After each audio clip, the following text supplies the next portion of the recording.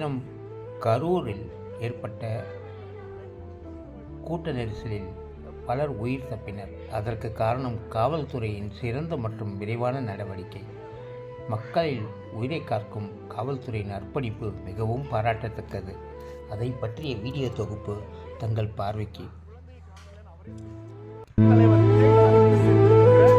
Independent news சேனலுக்காக Aravind Kumar குருநாதன். நன்றி, வணக்கம்.